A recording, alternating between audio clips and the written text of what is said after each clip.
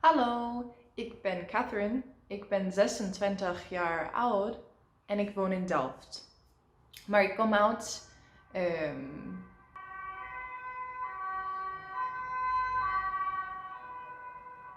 uit de Verenigde Staten en ik vind Nederlands een moeilijke taal. Het is een van de moeilijkste taal in de wereld voor mij. Ik heb ook Japans, Deens, Spaans geleerd, maar Engels is mijn moedertaal. You get the idea. Today, I'll be talking a bit about learning Dutch and the Delft Method style of classes in particular. I'd like to start off by saying that I think language learning is a very personal process and not a one-size-fits-all. But I do think that one of the best things that you can do to learn a language is to join a class. Classes are usually safe spaces where you can make mistakes without judgment and learn. If you've been watching my channel for some time, you know that I speak quite a bit of languages, and so I've found a method for learning languages that really suits me. If Dutch is your first foreign language as an adult, I kind of want to tell you about my theory for language learning. I call this the curve of suck. It's like an exponential curve. You start off basically only hearing and seeing gibberish in the language, and that at some point, you learn enough of the language that you have a switch flipped in your brain and you can understand the majority of things. At this point, this is when I find that productive, immersive language learning can really happen, usually through television and daily conversations. But this is also why language learning is at first so daunting and so intimidating. And if you quit early on, you're going to just feel burnt out, discouraged, and feel like it's an impossible task. As you might guess, also, I'm a talker. I talk a lot, and naturally that means that people think that I'm good at languages, but the reality is I'm just okay with embarrassing myself and sounding like a 2-year-old in new languages repeatedly over and over in awkward, uncomfortable conversations and situations with cashiers, ordering coffee, and random water cooler work conversations.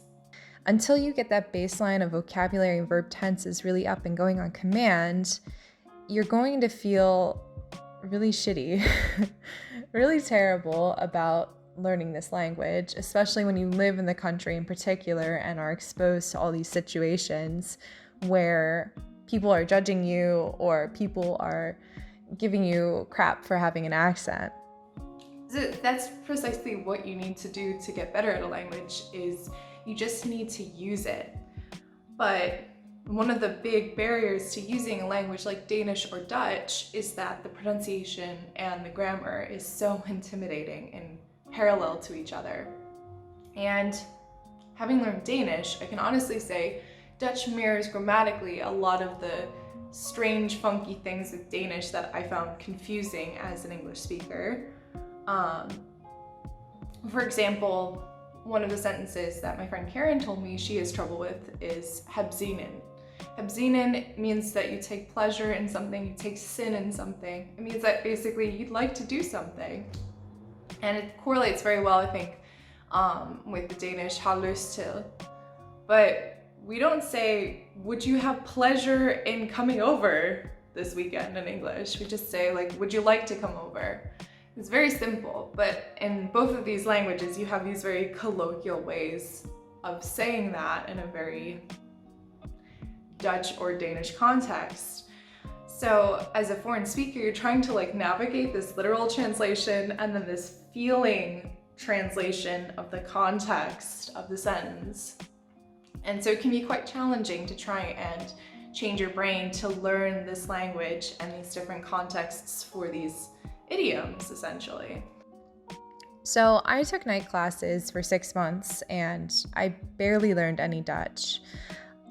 I knew that that's because I just am not a night person. I tend to not learn very well at night, and I'm a morning person. So I decided to take this extremely intensive course at TU Delft, in the beginner's course for the Delft Method.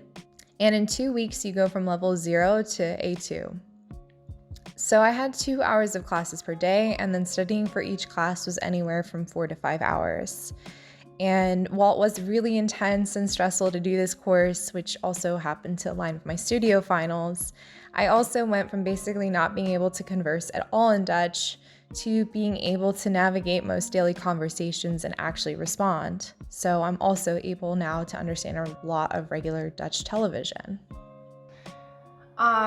So that was a big bonus, and that's why taking the Delft method really helped me, because the Delft method is structured up with conversations where you learn the conversations. But unlike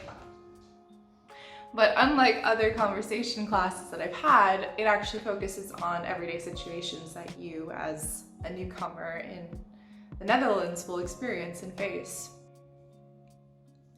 Now that my exams are over, I'm planning to do a lot more content focused on Dutch architecture history and a little bit more about my trip from America. So if you like this type of content, if you're interested in learning about Dutch architecture school, Dutch architecture history and theory, feel free to subscribe and stay tuned for more.